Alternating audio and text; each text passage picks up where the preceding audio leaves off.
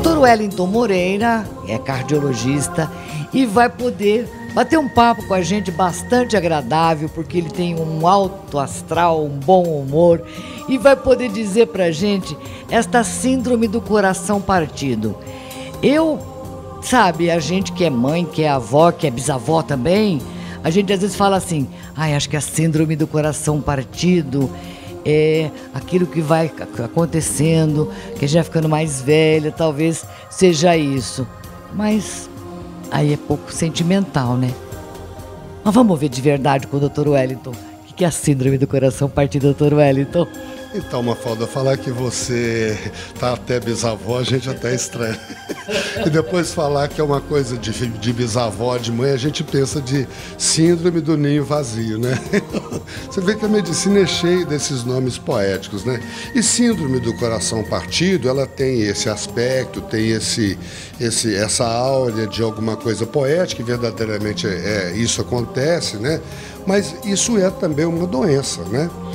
A síndrome do coração partido, ou chamada também de síndrome de Okatsubo, que é um vaso que a gente usa, que os japoneses usam para capturar polvo, né, que ele tem uma forma, assim, uma boca ovalada, é uma doença em que o indivíduo, geralmente uma mulher na faixa entre 60 e 75 anos, tem uma emoção muito forte, a perda de um ente querido, isso é o mais comum, ou por morte, ou uma separação amorosa traumática, né? Uma separação grande, um luto muito intenso, isso leva ao aumento da adrenalina e algumas substâncias no sangue que faz um ferimento no coração semelhante a um infarto. Os exames, o eletrocardiograma e um exame que detecta no sangue as enzimas que são liberadas nessa situação também são semelhantes ao infarto, né?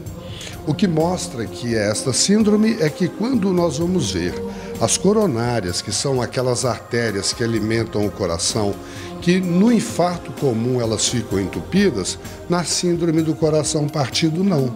Isso é que é estranho. Parece que a tristeza liberou uma substância que faz uma arterinha dessa fechar, aí faz uma alteração na função do coração e depois ela abre. A explicação que nós temos de melhor é essa. E ela volta naturalmente depois de um período? Volta sim. Essa é uma outra característica dessa doença. Na grande maioria dos casos, o coração recobra a sua forma e a sua função num período muito mais rápido do que seria no infarto comum. Então isso volta, né?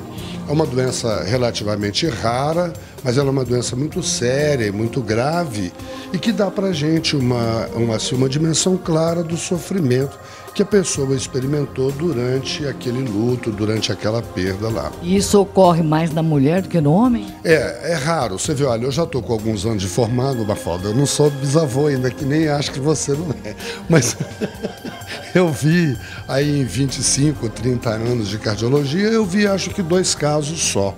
Os 2 foram em mulheres, né, e as duas tinham entre 60 e 75 anos, e nos 2 casos, uma foi uma senhora que perdeu tragicamente o filho num acidente de automóvel, e a outra foi uma senhora que perdeu o marido, sabe? Ele, não sei, com essas separações, essas coisas que a gente não compreende.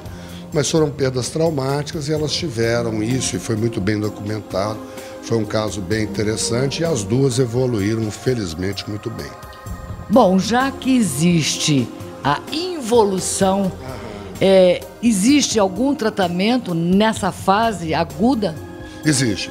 Bom, o tratamento vai depender do que está acontecendo naquele momento. Muitas vezes, Mafalda, o coração perde a função. O indivíduo tem queda de pressão, muitas vezes ele tem algumas doenças que são relacionadas ao quadro doloroso e o tratamento consiste em suporte para essas alterações que o coração promove. Um tratamento específico para melhorar a contratilidade cardíaca ou para desentupir uma veia, como existe no infarto, não tem para essa condição. Nós tratamos os sintomas associados a ela. Alguma coisa para diminuir o trabalho do coração, e assim nessa linha aí. Quer dizer, é um tratamento clínico. É um tratamento clínico, eminentemente clínico, não precisa cirurgia nem nada. Na grande maioria das vezes, como eu te disse, volta ao normal e algumas pessoas podem ficar com algum déficit, né? O coração não ter mais a mesma força de sempre.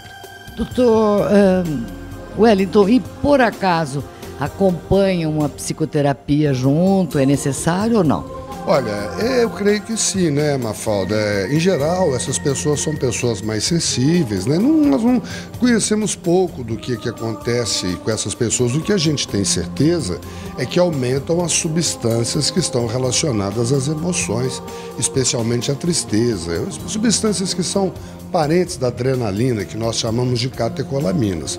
Em geral, pessoas que passam por um estresse que leva a uma alteração química precisam sim de um auxílio psicoterápico, né? Então, Mafalda, como eu havia dito para você, olha, aqui nessa imagem aqui, mais à esquerda do vídeo, dá para ver essa armadilha, esse vaso que é o vaso encarregado, que é o vaso que é usado para capturar o polvo, né? Então coloca ali dentro o alimento, o polvo entra dentro. Mas o importante é nós observarmos a forma. Veja que nós temos aqui, ele tem uma forma cônica, mas aqui na ponta, onde o coração seria pontudo, ele é abaulado. Fica claro de ver nessa animação que quando o coração se contrai, ao invés do fundo jogar o sangue para cima, acaba havendo, olha, uma dilatação aqui do ápice do coração.